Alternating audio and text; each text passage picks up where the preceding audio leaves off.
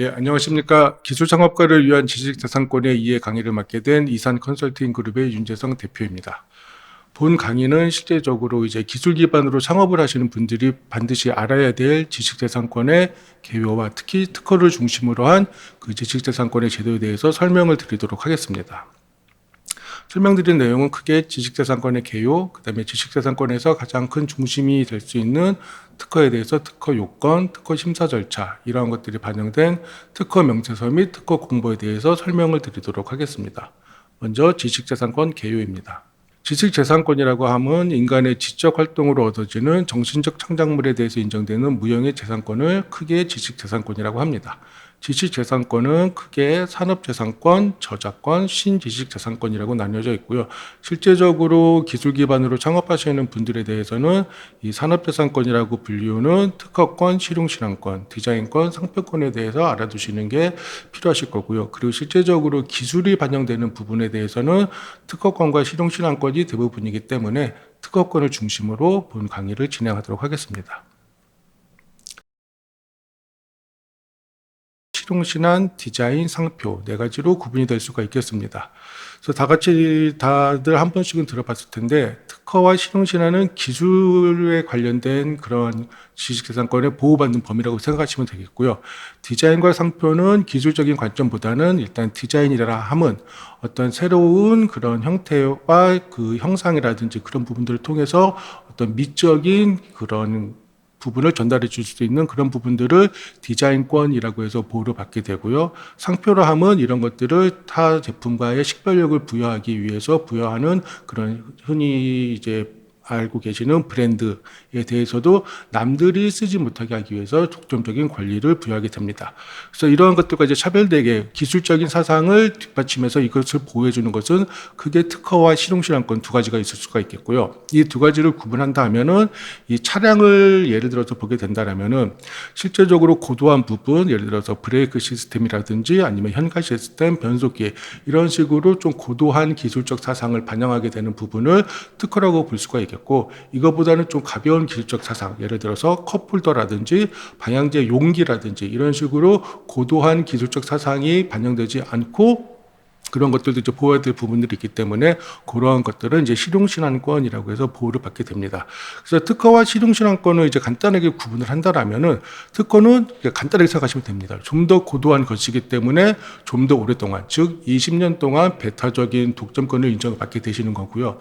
실용신안권 같은 경우에는 그보다는 낮은 기술적 사상이기 때문에 10년 동안 그 배타적인 권리를 보장받는다. 그래서 10년과 20년의 차이, 그다음에 기술의 고도함의 차이 이 정도가 있다고 구분하시면 쉽게 이해가 되실 수 있겠습니다.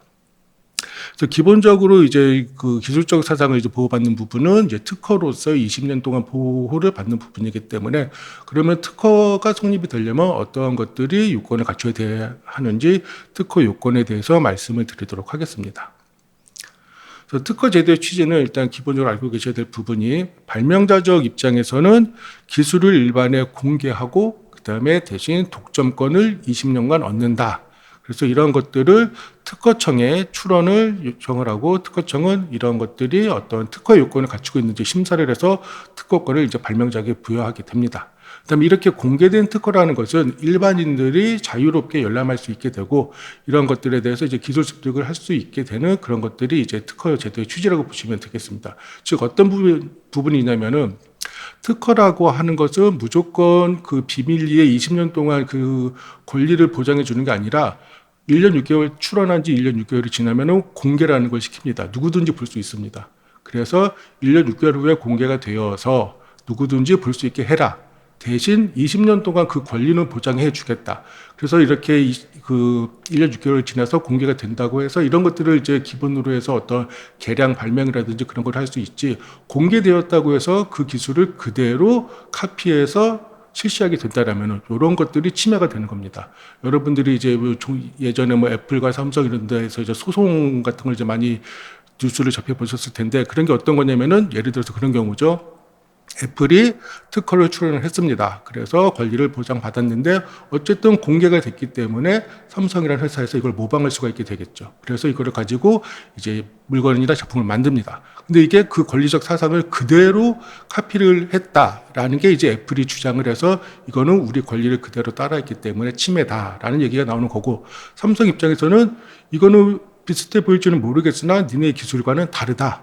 우리는 전혀 다른 방법과 그런 걸로 해서 새로운 것을 발명을 했다. 이런 식으로 이제 서로 싸우게 되는 거고, 그래서 그런 부분 때문에 이제 공개와 그다음에 독점적인 권리 이런 것들이 특허 제도를 만들게 된 취지라고 보시면 되겠고요. 그래서 이제 마찬가지로 창업하시는 분들께서도 본인이 가지고 계신 권리 기술이라고 해서 마음대로 실시하실 수 있는 게 아닙니다. 만약에 어떤 실시하고자 하는 그런 의도가 있으시다라면은 관련된 특허라든지 실용신안이라든지 이런 것들이 이미 존재하고 있느냐, 이런 부분들을 먼저 살펴보셔야겠죠. 의외로 여러분들이 생각하는 것보다 정말 새로운 것은 거의 없습니다. 내가 생각할 수 있는 거라면 다른 사람도 생각할 수 있다라는 생각을 가지셔야 되는 게, 의외로 찾아보면은 유사한 게 있습니다. 그런 부분들이 있기 때문에 어떠한 기술이라든지 그런 걸 실시하실 때는 먼저 반드시 특허권이 존재하느냐 안 하느냐 무료로 살펴보실 수가 있기 때문에 그런 부분들을 꼭 살펴보셔야 하고, 반대로 그렇게 해서 선행문헌이 없다 그러면은 내 권리를 남이 실시할 수 없도록 내가 특허권을 확보하셔야겠죠. 그렇기 때문에 이런 특허 제도를 좀 이해를 하시는 게 그 창업가로서의 앞으로 실시하는 데 반드시 필요하다고 볼 수 있겠습니다.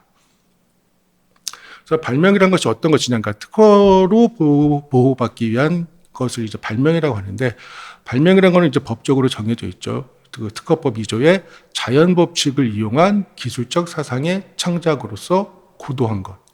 여기서 고도한 것이라는 게 들어가면은 특허가 되시는 거고요. 고도한 것이 빠지면 아까 앞서 말씀드린 실용신안이 되는 겁니다. 그래서 이제 필수적인 요건이 자연 법칙을 이용하셔야 되는 거고요. 그 다음에 기술적 사상의 창작이십니다. 그래서 기술이라고 하는 것은 좀 어떤 반복 구현이 가능하고 바로 그 기술을 보는 순간, 이해하는 순간 실시하는 게 기술이라면은, 발명은 기술적 사상의 창작이기 때문에 그 내용만으로 바로 실시하시기에는 어려울 수도 있습니다. 그래서 그게 기술과 이제 발명의 차이라고 보시면 되겠고요.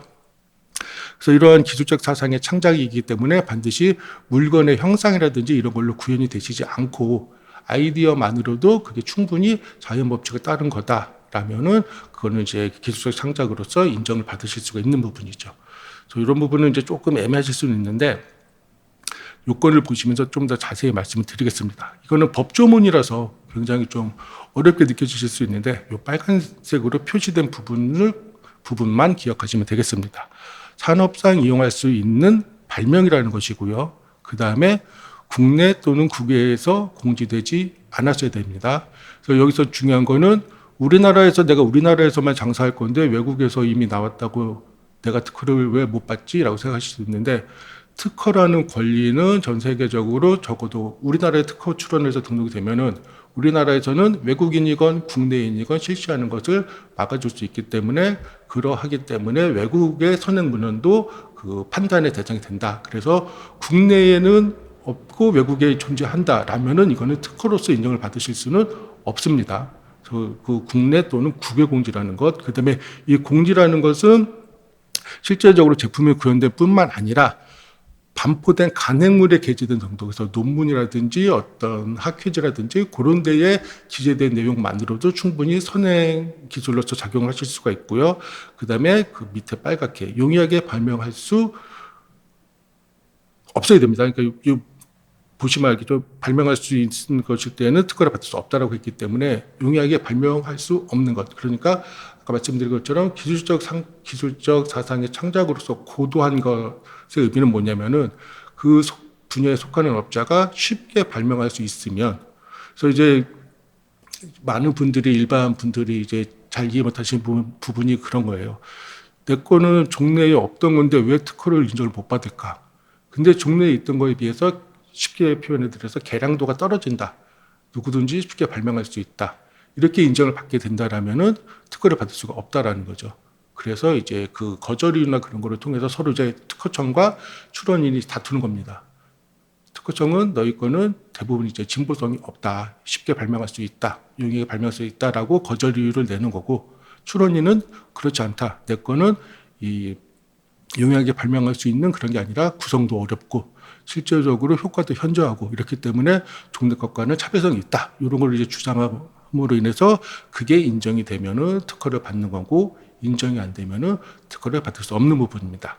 그래서 이러한 내용을 좀 밑에 이제 산업상 이용할 수 있는 발명, 신규성, 진보성 세 가지로 되어 있는데, 이 부분들을 좀 자세히 이해하실 수 있도록, 이 정도만 잘 이해하시면, 사실 뒤에 있는 제도나 이런 부분들은 이런 특허를 전문적으로 하시는 특허사무소라든지 변리사분들이 이제 대신해 주시는 분들이기 때문에 그런 부분들에 대해서 크게 이해를 못 하셔도 되지만, 실제적으로 출원을 하게 되고 특허에 대해서 획득하는 부분에 대해서는 요건 정도는 알으셔야 필요하시기 때문에 앞부분을 좀 더 자세히 설명을 드리도록 하겠습니다. 그러면 산업상 이용할 수 없는 발명들이 있습니다. 대부분 뭐 기술이나 발명을 이용해서 제품과 서비스를 하게 된다라면은 그거는 다 산업상 이용할 수 있는 발명이기 때문에 산업상 이용할 수 없는 발명의 종류만 살펴보시는 게 더 빠릅니다. 여기에 나온 내용 정도를 제외하고는 다 산업상 이용할 수 있는 발명이라고 생각하시면 됩니다. 그래서 크게 세 가지가 있겠는데요. 의료행위에 관련된 부분이 있습니다. 이 부분은 충분히 기술적 사상으로 이렇게 다 반영되어 있지만, 의료행위는 사람을 대상으로 하는 부분이기 때문에 이거를 독점적인 권리를 준다라면 그거는 사람의 목숨을 보호할 수 없는 부분이다라고 해서 의료행위는 특허로서 인정을 받을 수가 없습니다.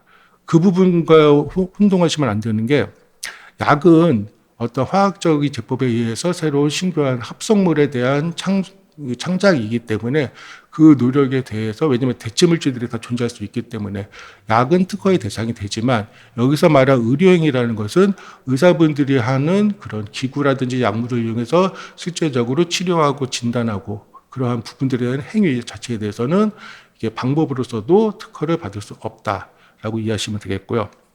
그 다음에 업으로 이용할 수 없는 발명, 그러니까 상품이나 서비스로 이용할 수 없는 그런 발명들이 있습니다. 학문적으로만 이용이 되겠죠. 그래서 개인적, 실험적, 학술적으로만 이용할 수 있는, 실제적으로 이제 이공계에 특히 기계나 화학 쪽 하신 분은 아실 텐데, 그 랭킹 사이클이라는 게 있는데, 그게 그 연력학을 약간 위배하는, 이론적으로는 그런 것 같은 거로 이제 발명하게 되면은, 이런 것들은 이제 그거를 베이스로 발명하게 되면 인정을 받을 수가 없습니다. 산업상 이용할 수 없기 때문이죠. 그래서 이런 학술적으로만 이용되는 것도 산업상 이용할 수 없는 발명이 되겠고요.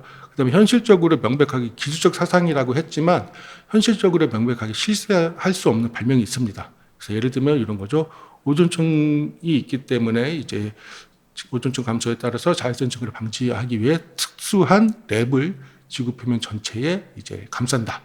그래서 이러한 방법을 만약에 특허 출원을 한다 하면은 이게 실제로 일어날 수가 없겠죠. 지구를 누가 랩으로 감싸겠습니까? 그래서 이러한 것들이 이제 산업상 이용할 수 없는 발명이라고 생각하시면 되겠습니다. 그래서 대부분을 이제 산업상 이용할 수 있는 발명이라고 생각하시면 되겠고요. 그다음에 신규성이라는 부분이 있습니다. 신규성이라는 부분은 이제 굉장히 쉽습니다. 종래의 것과 동일하면은 그거는 신규성이 없는 부분입니다. 그래서 종래 것과 달라야 된다. 그래서 이 부분 신규성 판단하는 건 이제 굉장히 쉬운데요. 특히 이제 교수님들이나 아니면은 그 대학원 같은 좀 교육기관을 지나서 이제 특히 이제 논문 같은 투고를 하시는 분들이 이제 많이 범하시는 실수 중에 하나가, 논문을 게재하시고 아까 앞서 말씀드린 것처럼 간행물에 공지된 기술은 안 된다고 했습니다. 근데 이게 어떤 게 문제가 되냐면, 본인이 직접 논문 투고하시고 그 다음에 특허 출원을 하셨는데 그 자신의 논문 때문에 내게 신규성을 인정을 받지 못합니다. 그래서 굉장히 좀 억울하다고 생각하실 수가 있습니다. 내가 연구해서 내가 논문을 발표를 했는데 그 다음에 내가 특허 출원을 했는데 왜 내 거로 인해서 내가 거절이 되느냐.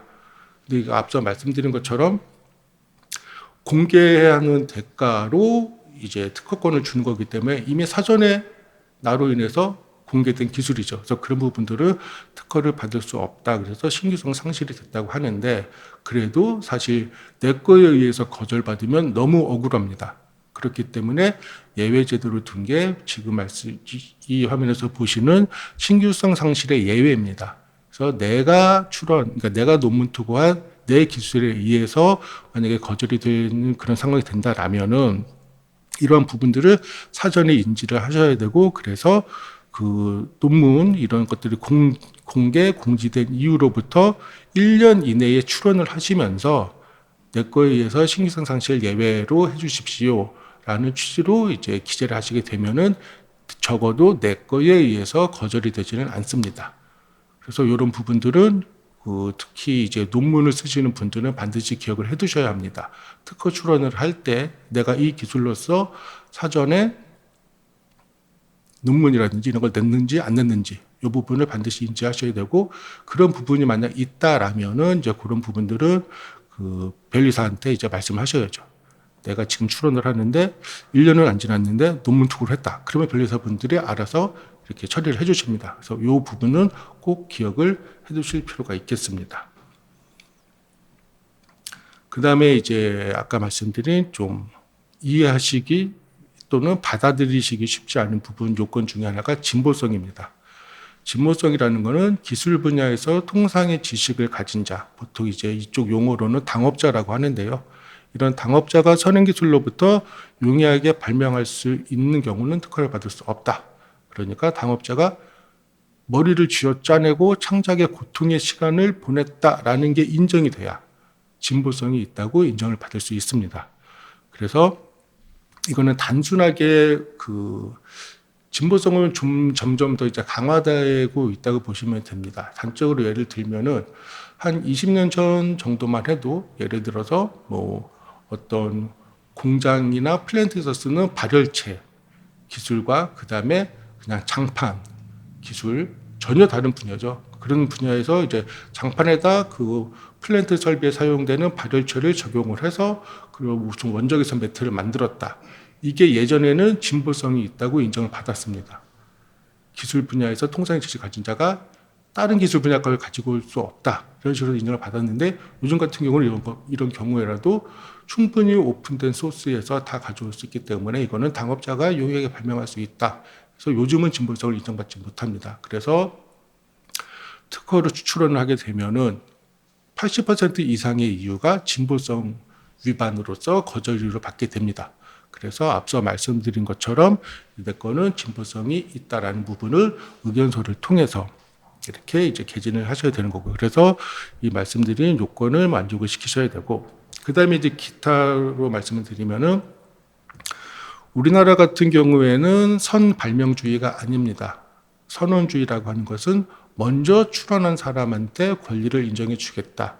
그래서 만약에 뭐 그런 경우는 실제적으로는 없지만 발생할 수 있는 경우가 나랑 같이 연구하던 사람입니다. 근데 그 사이가 틀어져 가지고 어쨌든 내가 아이디어를 다 냈고 실제적인 문제 해결도 내가 했고 그 옆에 있는 사람은 보고서 이제 이해를 한 정도인데 이거를 요 사람이 앙심을 품고 내일 출원을 해버리고 저는 조금 바빠서 그 내일이 아닌 그 다음 날 아니면 그 다음 주에 이제 출원을 하게 됩니다.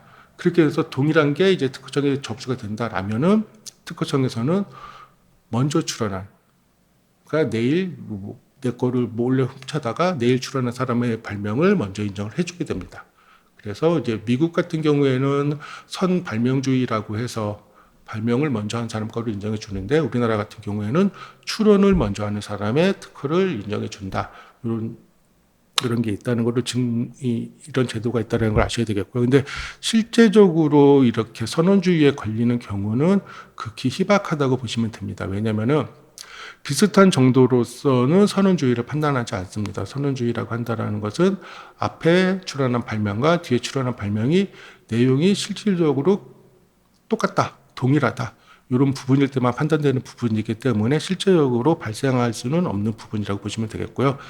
그 다음에 이제 앞에 말씀드린 이제 특허 산업상 이용할 수 없는 발명 이외에 이제 의료라든지 그런 거 말씀을 드렸는데 그런 거 이외에도 특허를 받지 못하는 부분들이 있습니다. 의료용이나 그런 게 아니더라도. 그래서 어떤 거냐면은 공공의 질서 또는 선량한 풍속을, 그러니까 흔히 말하는 풍기문란, 관련된 것들은 뭐 새롭건 진보성이 있건 무조건 특허받을 수 없다. 그 다음에 공중의 위생을 해할 염려가 있는 경우, 미풍 양속에 반하고 풍기문란의 여지가 있는 그런 것들은 아무리 뭐 기술적으로 우수성이 있다고 해도 특허를 받을 수 없다라는 거를 알고 계시면 되겠습니다. 그래서 이러한 요건들을 갖추어야 특허로서 인정을 받을 수가 있겠고요. 그다음에 그렇다고 해서 이런 요건을 갖췄다고만 해서 그 무조건 다 특허로서 인정을 받는 게 아닙니다. 이러한 기술적 사상에 대해서 특허 명세서와 이제 청구항이라는 거를 이제 기재를 하게 되겠는데요. 그래서 이 법적으로 정해져 있죠. 특허 출원이라고 하는 것은 특허를 받고자 하는 자는 특허 출원서를 특허청장에게 제출한다고 되어 있는데 이 말은 그냥 특허청에 제출을 해야 된다는 얘기입니다. 특허청에 제출하면서 특허 출원서는 일종의 신청서라고 보시면 돼요. 그 다음에 여기에는 명세서와 필요한 도면 및 요약서가 같이 들어가야 된다. 이 명세서라는 건 뭐냐? 발명의 상세한 설명이 기재되어 있어야 하고, 그 다음에 내가 보호받고자 하는 특허 청구 범위라고 하는 권리 범위, 그런 부분들이 기재가 된 특허 출원을 하셔야 된다. 이렇게 생각하시면 되겠고요. 뒤에서 이제 말씀드릴 거기 때문에 간단히 말씀을 드리자면은, 특허 출원을 하셨다고 해서 특허청에서 다 심사를 해주는 건 아닙니다. 출원은 어떤 거라고 생각하시면 되냐면, 제가 요즘 시험 제도는 잘 모르겠지만 일단 예를 들어서 수능 원서 접수를 했다고 보시면 됩니다. 수능 원서 접수했다고 해서 수능 점수가 나오는 건 아니죠. 실질적으로 내가 시험을 보고 그 답안지를 채점을 받아서 그 결과가 나와서 당락이 되듯이 특허 출원했다고 해서 무조건 다 심사를 하는 게 아니라 심사 청구라는 그러한 부분들을 분명히 밝혀야 그래야지 이제 심사 청구란을 출원하면서 심사 청구합니다. 아니면 출원한 뒤에 우리 심사 청구할게요라고 나중에라도 그러한 청구를 하셔야만이 그 청구된 순서에 따라서 특허의 요건이 제대로 갖춰져 있나 그런 것들을 심사한다고 보시면 되겠고요. 그 다음에 그 일일이 구두로 설명하거나 그런 부분이 아니기 때문에 법적인 사항에 맞게 이러한 명세서라든지 특허 청구 범위를 기재를 하셔야 됩니다. 그래서 특허 출원을 혼자 개인적으로 하시기에 약간의 어려움이 존재하는 부분이고 변리사라든지 특허사무소라는 그런 그 전문 서비스 집단이 존재하는 이유가 기술적인 부분을 법적인 표현 형태로 표현을 해야 되기 때문에 그러한 표현을 바탕으로 심사관이 심사를 하기 때문에 그런 부분들이 존재하게 되었고요. 그래서 실제적으로 뭐 출원 혹시 해보신 분들은 알겠지만 거절 이후 맨 처음에 나오는 게 무조건 이제 기재불비라고 해서 기재 요건에 맞지 않는다. 근데 뭐 변리사가 전문가가 했는데 왜 그러느냐? 다 맞춰서 하는 거 아니냐? 근데 그거는 기본적으로 변리사분들은 일반적으로 갖춰야 될 요건들은 다 맞춰가지고 기재를 하는데 심사관분들은 어쨌거나 이런 부분들에 뭐라도 약간 꼬투리를 잡아서 다시 한번 좀 더 명확하고 구체적으로 잘 써와라 라는 취지로 이제 거절률을 주게 됩니다. 그래서 실제적으로 출원하시고 심사 청구를 하셨다고 해서 바로 특허 등록이 되는 경우는 없다고 보시면 되겠습니다. 그래서 이러한 것들이 이제 특허 요건이 되겠고요. 그 다음에 이러한 것들을 이제 갖췄을 때 실제적으로 아까 말씀드린 그런 선발명주의, 선언주의라든지 그 다음에 실제적으로 이 특허 제도라고 제가 이제 말씀드린 부분은 절차에 대한 이해인데요. 이런 절차 같은 경우는 전문가가 대신 해줄 수 있는 거이기 때문에 뭐 완벽하게 아실 필요는 없지만 그래도 어떤 게 있다라고 이해 정도는 하시는 게 필요하기 때문에 말씀을 드리도록 하겠습니다. 아까 앞서 말씀드린 것처럼 우리나라는 심사주의를 택하고 있습니다. 아까 말씀드린 것처럼 출원 신청서, 그러니까 출원서를 냈다고 해서 무조건 이게 특허 요건을 갖추고 있는지 심사를 하지 않는다라는 말씀이고요. 그래서 심사 청구라는 것을 출원하면서 동시에 하실 수도 있고 5년 이내에 아무 때나 내가 앞서 출원한 건에 대해서 심사를 해주세요 하고 5년 이내에 심사 청구를 할 수가 있습니다. 5년이 지나면 어떻게 되느냐? 심사 청구를 하실 수가 없습니다. 왜냐하면 출원한 지 5년이 지난 출원에 대해서는 특허가 그 심사 청구할 수 있는 기한을 지나갔기 때문에 그다음부터는 이제 심사 청구를 하실 수가 없게 되겠고요. 그래서 이런 부분들이 있기 때문에 전략적으로 잘 생각하셔야 될 게 아까 말씀드린 것처럼 특허는 출원한 지 1년 6개월이 지나면 특별한 사유가 없는 한, 여기서 특별한 사유를 제가 말씀을 드리지는 않을 건데, 왜냐면 없다고 보시면 됩니다. 일반적으로는. 그래서 특별한 사유가 없는 한 1년 6개월이 지나면 무조건 다 공개가 됩니다. 공개가 된다는 게 어떤 의미냐면은 특허청에서 특허 정보를 제공하는 그런 사이트가 있죠. 우리나라, 물론 각국 특허청에서 직접 하기도 하고, 그 다음에 공공 특허 정보 사이트가 있습니다. 우리나라 같은 경우는 키프리스라는 공공 사이트가 있는데, 그런 데서 특허 번호라든지 명칭으로 검색을 하게 되면은 다 검색이 됩니다. 그게 공개라는 겁니다. 그래서 1년 6개월이 지나서 공개가 되는데, 만약 심사 청구를 안 했다. 그럼 얘는 특허가 등록이 여부에 대해서 판단을 안 했기 때문에 그냥 공개된 상태인데 권리를 주장할 수가 없습니다. 권리 주장이라고 한다라는 것은 등록된 특허에 대해서 권리 주장을 할 수 있습니다. 등록되지 않은 특허는 보장된 권리가 아니기 때문에 권리 주장을 하실 수가 없죠. 그래서 어떤 경우가 생기느냐, 만약 까먹고 심사 청구를 안 하셨다. 공개는 됐는데, 공개가 됐으면 남들이 다 카피해서 쓰는데 내가 막을 수 있는 방법이 없습니다. 왜냐하면 등록된 권리가 아니기 때문에. 그래서 남종일 시켜주는 그런 상황만 되시는 거고요. 그렇기 때문에 심사주의이기 때문에 심사 청구를 해서 내게 등록이 되는지 안 되는지 여부를 판단을 받아보셔야 됩니다. 그게 우리나라의 심사주의고, 무심사주의는 그 형식적인 요건만 이제 심사한다 이런 부분인데, 그 무심사주의에 대해서는 크게 이제 이거 학술적인 부분이기 때문에 신경을 안 쓰셔도 되고요. 반드시 심사를 하셔야 된다, 심사 청구를 하셔야 된다는 걸 이해하시고, 그 다음에 출원 순서와 상관없습니다. 심사 청구한 순서에 따라서 심사를 합니다. 내가 오늘 출원하고 1년 동안 심사 청구 안 하면 내일 출원하면서 심사 청구한 그 발명을 먼저 심사를 합니다. 그렇기 때문에 특허를 등록을 빨리 받고 싶으시다라면은 특허 출원과 동시에 심사 청구를 하시고, 정말 더 급하시다 그러면 우선 심사 청구라는 게 있습니다. 그래서 예전에는 그러니까 보통 심사 청구하면은 건들이 굉장히 많기 때문에 첫 번째 거절 이유가 나오기까지 아무리 짧아도 1년 14개월 정도 걸리시고요. 보통 심사 청구한 지 1년 반 지나야지 첫 번째 거절 이유가 나오신다고 생각하시면 됩니다. 뭐 이리저리 하다 보면은 최소한 2년 정도가 이제 걸리게 되는데, 이 기간이 너무 길다. 나 빨리 등록을 받아서 남들이 그 침해하지 못하는 권리를 확보하고 그런 식으로 해서 내 업을 영위해야 된다. 그래서 이런 식으로 급하시게 된 경우에는 우선 심사 청구를 하시면 됩니다. 우선 심사 청구라는 것은 간단하게 말씀드리면, 쉽게 말씀드리면 속행료 내고 내 거 빨리 해주세요입니다.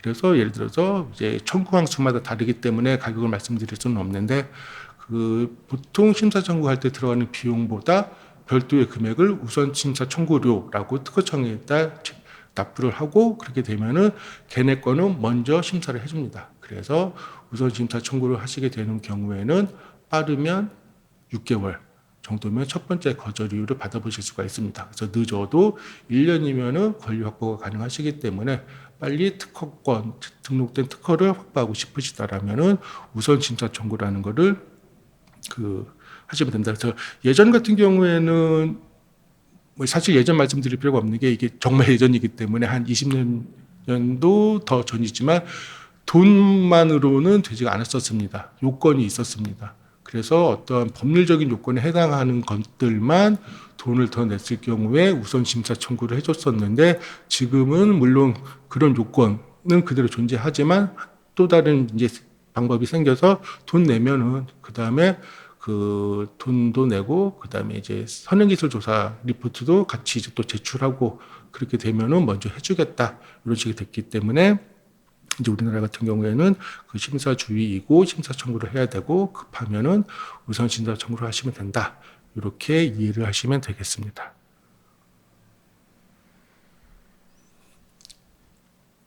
그래서 이제 전체적으로 이제 특허의 심사 절차의 흐름도를 한번 쭉 살펴보시면 되겠습니다. 앞에 이제 말씀드린 내용에 대한 이제 전체적인 프로세스라고 보시면 되겠고요.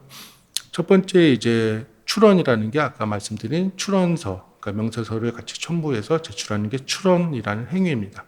그렇게 되면 이제 방식 심사라는 것을 하게 됩니다. 방식 심사라는 게 어떤 거냐면은 일단 접수가 되면은 그 앞에 출원서에 기재된 부분들이 내용이 정확하게 기재되어 있느냐, 명칭도 제대로 써 있어야 되고 거기에 따른 영문 명칭도 있어야 되고 그 다음에 발명자가 누구고 그 다음에 발명자와 별도로 출원인이 누군지 말씀 안 드렸는데 제가 중간에 하나 말씀드린다라면은 발명자와 출원인이 동일하지는 않습니다. 발명자는 발명한 사람이고 결국에 특허 등록이 되었을 때 어떤 권리 행사나 그런 것들을 할 수 있는 게 발명자가 아닙니다. 출원하는 발명자와는 별도로 출원하는 사람이 일단 나중에 등록되었을 때 특허권자로서 권리를 가지게 되는 부분이시고요. 그래서 이러한 것들이 이제 우리나라 제도에서는 그렇고, 그다음에 우리나라 같은 경우에도 그렇게 했을 때에 이제 보통 일반 기업 같은 경우에는 그 연구원들이 발명한 거를 회사가 출원하는 거기 때문에 그런 경우에는 이제 직무 발명이라고 해서 어쨌거나 권리는 회사에서 갖는 거고 발명자는 그 권리에 대해서 뭐 회사 내규에 따른 보상금이나 이제 이런 걸 받을 수 있는 경우고요. 그래서 근데 미국 같은 경우에는 일단 기본적으로 발명자가 출원인이 되어야 합니다. 그래서 발명자와 출원인이 다르면 얘네는 우리나라 같은 방식 심사에서 안 된다라고 되는 거고요. 근데 우리나라는 그런 거와 상관없이 발명자는 발명자대로 그다음에 출원인은 출원인대로 그래서 이런 부분들이 정확하게 기재가 되어 있어야 하고 그다음에 전문 서비스 업체 그러니까 제가 그냥 변리업이라고 하겠습니다. 변리업체에서 이제 알아서 해주시겠지만 요즘 같은 경우에는 국가 연구개발 과제의 결과물로 특허 출원하시는 경우에는 그 해당 과제를 다 기재하게 되어 있습니다. 사사라고 하죠.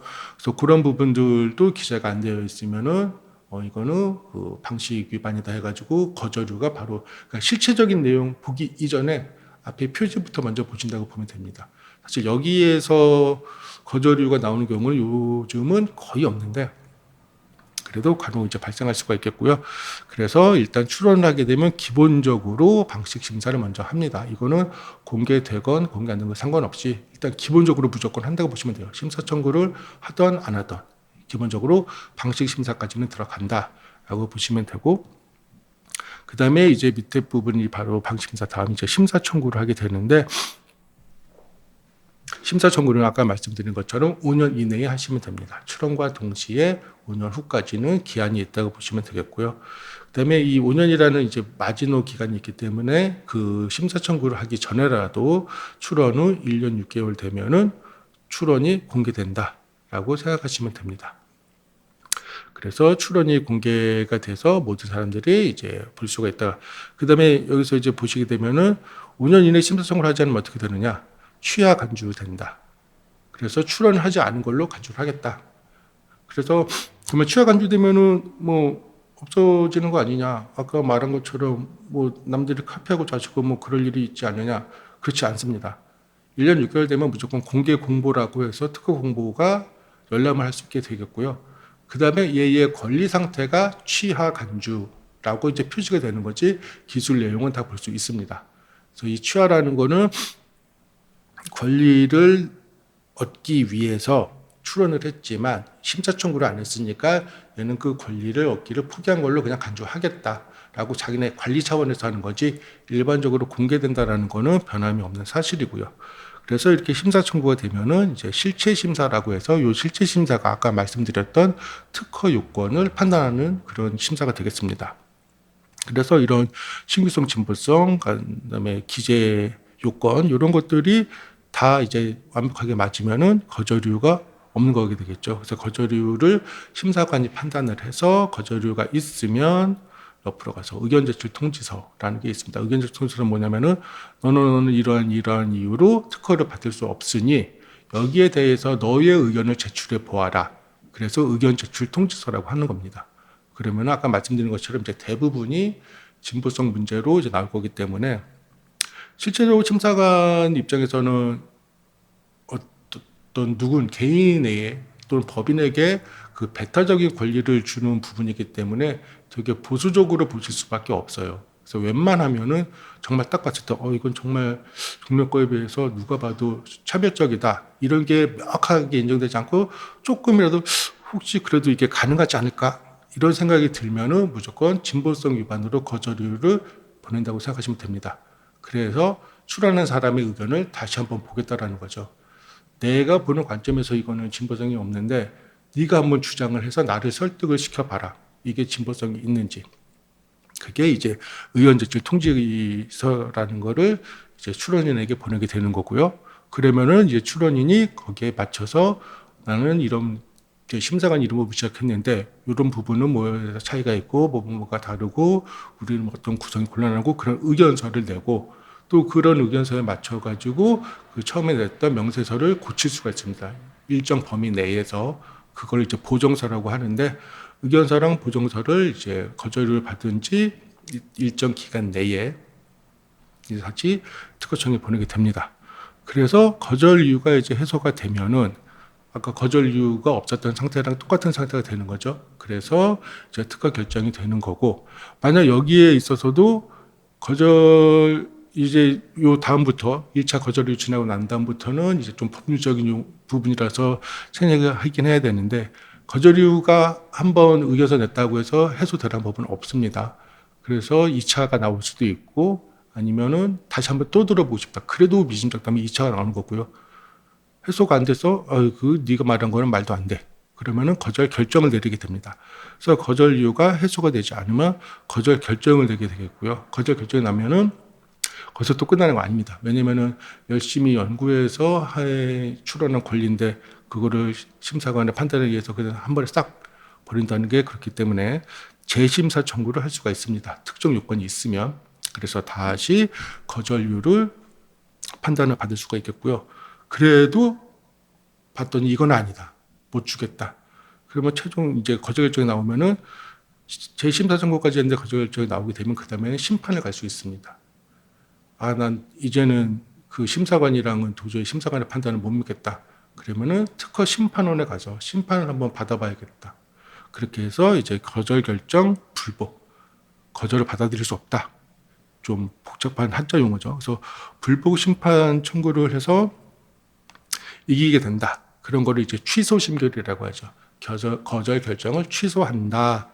그러면은 이제 다시 이제 봐서 이제 거절을 보게 되는 거고요.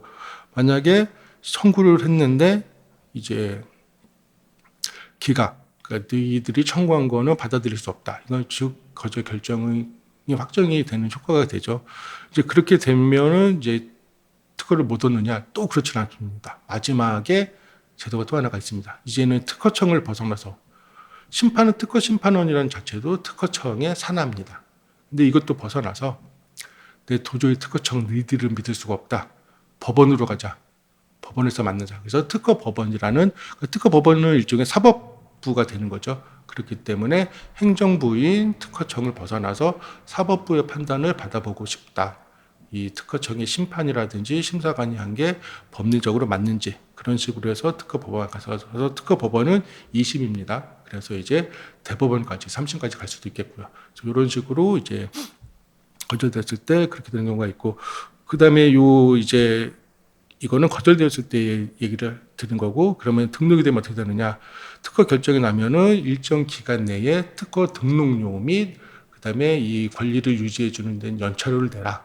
그래서 일단 등록이 되면 3년치 등록료 및 3년치 연차료까지는 기본적으로 내게 되어 있습니다. 그렇게 내게 되면은 특허 등록을 시켜주고요. 그러니까 등록 결정이 났다고 해서 특허권이 생기는 거 아닙니다. 돈 내야 됩니다. 아쉽지만 내셔야 됩니다. 그래서 내게 되면은 특허 등록이 되시는 거고요. 특허 등록이 되면은 아까 말씀드렸듯이 1년 6개월이 지나면은 공개가 되는데 그렇게 된 거이더라도 등록이 되면 다시 한번 등록 공모라는 거를 만듭니다. 그래서 등록이 된 특허를 만약 검색을 하시게 되면은 거의 동일해 보이는 내용의 문헌이 두 개가 존재합니다. 공개 공보, 그다음에 등록 공보. 이게 예전 같은 경우는 간혹 그런 경우가 있었어요. 그러니까 출원 후 1년 6개월에 공개가 되기 때문에 그 심사 청구가 빨리 돼서 빨리빨리 등록 결정이 되면은 1년 6개월 전에 결정이 나기도 합니다. 그럼 얘는 공개 공보가 존재하지가 않겠죠. 왜냐면은 등록 공보에서 먼저 오픈이 되었기 때문에 굳이 공개 공보를 만들어서 그 열람을 가능하게 할 필요가 없기 때문에 그래서 이런 식으로 가서 이제 특허 등록이 됐는데 그래서 이제 계속 매년 20년 잘 될 때까지 비용을 내시게 되면은 특허의 권리가 유지가 됩니다. 근데 그렇다고 해서 이게 계속 유지되는 거 아닙니다. 돈 냈는데 안 되는 경우가 이제 한 경우가 있습니다. 다른 경우도 있긴 한데 그런 경우는 너무 이제 전문적이니까 무효 심판이라는 것이 존재합니다. 어떤 거냐? 특허 등록이 됐지만 뭐 본인이 할 일은 없겠죠. 무효 심판을 제3자가 얘 특허 등록 잘못됐다. 이거는 종래에 있던 것과 어떤 뭐 너무 유사한 그런 특허요건에 위배됐기 때문에 얘는 권리를 인정해 주면 안 된다. 그래서 이제 무효 심판이라는 게 존재를 하게 됩니다. 그래서 아까 말씀드린 약간 만약에 삼성과 애플이 붙었다. 그러면 어찌 되겠느냐? 애플이 권리 침해해서 침해 소송을 걸게 되면 일단 기본적으로 삼성은 어떻게 되겠어요? 니네 권리, 애플의 권리가 그러니까 일단 기본적으로 니네 권리를 침해한 게 아니다라는 일단 반박 의견을 내겠지만 그거 외에 추가적으로 항상 같이 하는 게 얘네 거 특허 등록 받을 수 없는 내용인데 특허 등록 받았다 하고 무효 심판 청구를 합니다. 애플 거를 무효 심판을 시켜주세요. 왜냐면은 무효가 돼서 이제 특허라는 게 무효가 되게 되면은 애당초 없는 권리였기 때문에 침해라는 게 존재할 수가 없게 되겠죠. 그래서 이런 권리 침해가 되게 되면은 일단 무효 심판이 이제 바로 들어가게 된다라고 보시면 되겠고요. 그래서 이런 무효 심판이 만약에 이것도 아까 말씀드린 것처럼 거저결정 불복 심판처럼 특허청에서 하는 일입니다. 그래서 무효 심판의 결과에 따라서 특허법원, 그다음에 대법원까지 갈 수 있고, 그래서 이런 식으로 특허 출원에서부터 등록돼서 유지되는 절차, 이게 전체적인 특허 심사 절차 흐름대로 보시면 되겠고요. 그래서 이런 심판이나 소송 같은 경우는 실제적으로 큰 돈이 되는 그런 경우를 제외하고는 이제 없는 일이라고 보시면 되겠지만 지금은 많이 약화되긴 했지만 예전 같은 경우에는 대기업들이 어떤 스타트업이라든지 소기업들의 기술 탈취가 심했었죠. 그래서 그런 부분에 있어서 권리 보호적인 측면에서 이러한 전체적인 흐름은 이해하시고, 물론 실제적으로 이런 절차적인 부분들에 대해서는 시기와 금액과 그런 여러 가지 문제들과 요건이 있기 때문에 그 발명자 본인이 직접 다 처리하시기에는 이제 무리가 있습니다. 하실 수도 있습니다. 기본적으로 내 권리이기 때문에 내가 하는 게 원칙인 거고요. 근데 대리를 할 수 있다. 그래서 그 변리업 하시는 변리사분들을 대리인으로 위임을 하셔서 이러한 절차를 진행하시는 게 물론 비용은 듭니다. 세상에 공짜는 없습니다. 그래서 그런 부분들을 이용하시면 되겠고요. 그다음에 이제 좀 뒷부분에 간단하게 좀 이해하시면 좋을 제도를 말씀을 드리면, 제가 계속 말씀드린 우리나라는 출원 공개 제도를 취하고 있다. 그래서 1년 6개월 지나면은 공개가 된다. 굳이 제가 아까 말씀드린 것처럼 등록이 돼야지 권리 주장할 수 있다고 하는데, 그럼 공개했을 때는 출원한 사람은 공개시켰는데 좀 떡고물이라고 하긴 그렇지만 뭔가 혜택을 줘야 되지 않을까요? 그래서 경고할 권리를 줍니다. 내게 이제 화살표 보시면 아시겠지만 출원 공개가 됐는데 이게 그다음에 다른 제3자가 무단으로 실시하고 있다라고 하면은 경고장을 날릴 수 있습니다. 침해했다고 심판을 걸 수는 없어요. 왜냐면 아직 등록된 권리가 아니기 때문에. 근데 이제 경고할 권리가 생기면서 보상금 청구권이 생길 수가 있는 거죠. 무슨 얘기냐면은 공개가 돼서 이렇게 다 됐고 봤지? 이미 나 출원했어? 근데 너 내 거 지금 쓰고 있어? 라고 경고를 합니다. 이 경고를 하게 되면은 그 상대방이 그 경고를 안 날로부터 이게 나중에 등록이 돼서 실제적으로 침해가 인정이 되게 되면은 그 경고한 날부터의 그 손해를 배상을 받을 수가 있습니다. 그러니까 일종의 혜택이 되는 거죠. 물론 여기서 헷갈리지 말아야 될 거는 경고를 날렸다고 해서 침해 판단을 해주지는 않습니다. 할 수가 없습니다. 왜냐? 그러한 침해 판단은 등록이 된 이후에 할 수 있기 때문에. 근데 그렇게 되면은 등록된 이후에 손해만 배상을 받는 게 아니라 서면 경고를 미리 하시게 된다라면은 그 서면 경고한 날로부터 그다음에 특허 등록된 그 사이까지의 손해도 배상받을 수 있다. 그래서 이거는 출원 공개해 주는 대신 그 출원인에게 주는 일종의 그 혜택이라고 보시면 될 수 있겠고요. 그다음에 우선권 주장, 이건 굉장히 이제 법적인 부분이기 때문에 어려운데 이거는 이렇게 읽지도 않겠습니다. 왜냐하면 이렇게 표현된 거 제가 말씀드려도 이거를 이해하시는 분들은 없습니다. 이거는 변리사 공부하는 사람들도 몇 번을 봐야 이해하시는 부분이기 때문에. 근데 이 부분을 말씀드리는 게 뭐냐면은 아까 신규성 사실과 약간 일맥이 통할 수도 있는데 빨리 권리를 맺고 싶은데 이렇게 다 완벽하게 되지는 않았어요. 근데 일부만 먼저라도 이 특허를 권리를 확보하고 싶다. 그래서 먼저 출원을 합니다. 그래서 근데 이제 좀 더 이제 보완이 돼서 좀 더 다시 한번 출원하고 싶다. 그러면은 이 우선권 주장 출원이라는 거는 먼저 아까 출원한 거로부터 1년 이내에 나 먼저 출원했던 거 얘랑 같이 이렇게 그냥 퉁쳐서 요 출원일로 같이 인정해 주세요. 라는 게 우선권 주장 출원입니다. 우선권을 주장한다는 거죠. 무슨 얘기냐면은 아까 말씀드린 것처럼 우리나라는 선원주의입니다. 선발명도 아니고 그렇기 때문에 출원일이 굉장히 중요할 수가 있어요. 그래서 내가 만약에 올해 출원하고 23년도에 출원하고 24년도에 우선권 주장 출원하게 되면은 24년도에 출원한 거의 판단을 23년도로 소급을 해줍니다. 무슨 얘기냐면은 23년도에 출원하고 24년 말에 그거랑 개량된 게 나왔어요. 그래서 근데 내가 24년도에 우선권 주장 출원 안 하게 되면은 요 개량된 23년 말 거에 의해서 권리 등록을 받을 수가 없습니다. 앞에 공개된 기술이 있기 때문에. 근데 만약에 24년 출원을 하면서 우선권 주장 출원을 한다. 판단을 23년 초로 해주는 거죠. 그럼 그 아까 말씀드린 그 23년 말에 출원한 그 공개된 거에 의해서 등록이 배제되거나 그러진 않기 때문에 그런 측면에서 활용할 수 있는 법적인 제도입니다. 그래서 이런 것들은 그 실제적으로 그 발명하시는 분들이 직접 이런 제도가 있으니까 반드시 활용해야지라고 하시기에는 어려운 제도이긴 합니다. 이런 것들은 전문 서비스업자랑 논의를 하시게 되면은 전략적으로 선택하실 수 있는 근데 뭐 알아두시면 유익한 제도이기 때문에 우선권 주장 출원을 말씀드렸습니다.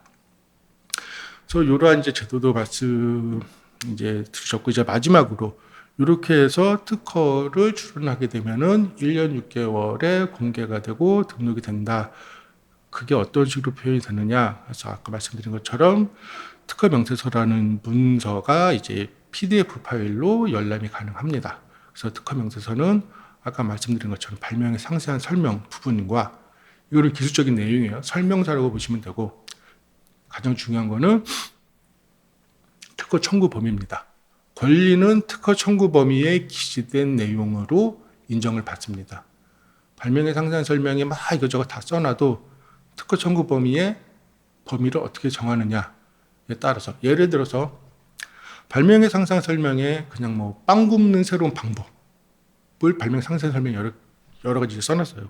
막 써놓고 뭐 온도도 사실 중요한 게 아니라서 빵을 이제 말도 안 되겠지만 빵을 100도에서부터 뭐 2000도에서 구워도 상관없는 그런 걸 이제 발명을 했는데 특허 청구 범위에는 그 빵을 굽는 방법 하면서 온도 범위를 100도에서 200도라고 이제 한정을 시켜 놓습니다. 만약 그렇게 된다라면은 이 사람이 주장할 수 있는 권리는 새로운 빵을 굽는 방법이 아니라 100도에서 200도 사이에서 빵을 굽는 방법에 대해서 권리를 주장할 수가 있어요. 무슨 말씀이냐? 딴 사람이 발명의 상세한 설명 아무리 뭐 200도부터 1000도까지 써 있어도 청구 범위 이 특허 청구 범위 기재를 안 했기 때문에 딴 사람이 200도에서 1000도 사이에서 하는 거를 침해를 주장을 할 수가 없게 됩니다. 그래서 이 특허 청구 범위가 중요한 게 뭐냐면은 실제적으로 권리 주장할 수 있는 범위를 정하는 부분이기 때문에 그 무조건 넓게 잡으면 좋은 거 아니냐? 물론 좋습니다. 무조건 넓게 잡으면 좋은데 또 특허 측에서 인정을 해주지 않습니다. 니들이 기껏 해놓은 거는 이거밖에 안 되는데 어떻게 이 범위를 예를 들어서 실험을 100도에서 200도까지만 해놓고 권리 범위를 100도에서 1000도까지 해놓으면 인정 안 해주겠죠. 200도에서 1000도까지 되는 법이 있어? 그래서 이런 식으로 발명의 상세한 설명에 근본을 둔 특허 청구 범위를 기재해서 특허 명세서가 완성이 된다고 보시면 되겠고요. 그래서 실질적으로 이제 이 목차로 특허 명세서의 목차라고 보시면 되겠고 그러한 것들이 이제 오른쪽 같은 그런 포맷으로 나오게 됩니다. 그래서 이건 예전에 이거는 제가 아까 예전이라고 말씀드리는 그런 20년도 아닌 40년, 50년 전에는 타이핑을 쳐서 실제적으로 그 문서를 사람이 들고 특허청에 가서 제출을 했습니다. 지금은 그런 시대는 아니죠. 그래서 지금 같은 경우에는 이 특허 명세서를 쓰는 그 인터페이스, 그러니까 프로그램이 따로 있다고 보시면 돼요. 그래서 그거를 다운받아서 거기에다 이제 기재를 하시고 그거를 변환을 해서 특허청에 제출을 합니다. 직접 하실 땐 그렇게 하시는 거고요. 별력계에 맡기시게 되면은 한글이 됐건 워드가 됐건 그냥 내용 주시면 됩니다. 그러면 거기서 알아서 여기 맞춰서 쓰고 그러면 실질적으로 뭐 불러오기가 가능하기 때문에 근데 어쨌든 이러한 그 특허 명세서를 쓰는 양식에 맞춰서 쓰시게 되어 있고요. 이런 거 이제 변환을 하게 되면은 이거 특허 청범위 이 부분은 그 전문가들이 하는 부분이기 때문에 넘어가게 되고요. 이런 형태로 나오게 됩니다. 그래서 그 왼쪽에 제가 말씀드린 공개 특허 공보, 그 다음에 등록 특허 공보. 공개 특허 공보라는 거는 등록 여부와 상관없이 출원 후 1년 6개월이 지나면 무조건 이러한 형태로. 그 다음에 등록이 된 경우에는 이러한 형태로 나오게 된다. 그래서 이 앞표지만 보시게 되면 거의 차이가 없으세요. 근데 차이가 만약에 있게 된다라면 아까 말씀드린 것처럼 절차상의 의견서 보정서 내면서 내용이 살짝 변할 수가 있습니다. 그래서 실질적으로 내용이 변한다라는 건 대부분 권리 범위를 축소하는 방향으로 이제 등록 공부가 그렇게 나오게 되어 있거든요. 왜냐하면 출원인은 될 수 있으면 넓게 받고자 해서 권리 범위를 좀 넓게 기재해서 특허 출원하고 심사 청구를 하게 되겠고요. 심사관은 20년 동안 독점적인 권리를 인정해 주는 건데 너무 넓게 인정해 줄 수는 없다. 적절하게 줄여라. 하기 때문에 줄이라는 그런 의견서를 많이 나오게 되겠고요. 그래서 공개 공보와 특허 공보 같은 경우 등록 공보 사이에서는 이런 식으로 이제 권리 범위가 축소되는 경향이 있다라고 생각을 하시면 되겠습니다. 이 표지에서 뭐 다른 점 찾기 뭐 굳이 찾으신다라면은 왼쪽 같은 경우에는 이게 사실 동일한 특허입니다. 동일한 특허 출원입니다. 제가 일부러 동일한 특허 출원을 가지고 한 건데 보시면 아시겠지만 심사하기 전에는 총 6항입니다. 전체 청구항 수가. 근데 이 등록 공부를 보니까 총 2항으로 되어 있죠. 이게 제가 말씀드린 것처럼 6항으로 하면서 범위를 넓게 출원했는데 심사하면서 넓다 하니까 밑에 거 이제 끌어올려서 이제 범위를 이제 한정을 해서 그런 식으로 여기가 이제 청구항 수인데 6항과 2항 그래서 전체 6항이던 게 2항으로 줄었습니다. 이런 식으로 이제 차이가 있다라는 걸 이해하시면 되겠고 이건 그 다음에 제가 특허 정보라는 부분을 이제 강의를 하면서 말씀을 드리겠고요. 특허 청구 범위 하나는 알아두세요. 딴 거는 필요 없는데 이제 어쨌든 선행 문헌을 찾으시면서 그 특허 명세서를 보면서 이 권리가 내가 할 일을 막는지 안 막는지는 판단을 하실 수 있어야 되기 때문에 그래서 요소 열거 방식 이런 거는 사실 그냥 보시기 편하기 때문에 요거는 말씀 안 드리겠고요. 잽슨 타입이라고 해서 기재하는 방식이 있습니다. 그래서 이 부분은 하나는 기억을 해 두셔야 될 게 명세서를 그러니까 청구항을 어떻게 쓰냐면은 ABC로 이루어진 장치에 있어서라고 합니다. 그럼 대체적으로 ABC는 신규성이 없을 수가 있어요. 그러니까 기본적으로 어떻게 이해하시면 되냐면 ABC로 이루어진 장치에 있어서 D와 E를 덮어하는 장치 이렇게 되어 있지만 실질적으로 이 발명의 핵심은 ABC에 있는 게 아니라 D와 E에 있습니다. 이거를 ABC로 판단하시는 분들이 많으세요. D와 E는 부연 설명이고 ABC가 핵심이다. 아닙니다. ABC는 ABC로 이루어진 장치라고 이런 식으로 잽슨 타입으로 쓰는 이유는 내가 어느 분야에 속한다라는 걸 좀 명확하게 한정하기 위함인 거고 이런 경우에는 대부분 ABC로 이루어진 장치는 있습니다. 근데 나는 여기서 D와 E를 추가적으로 더 포함한다. 이게 특징입니다.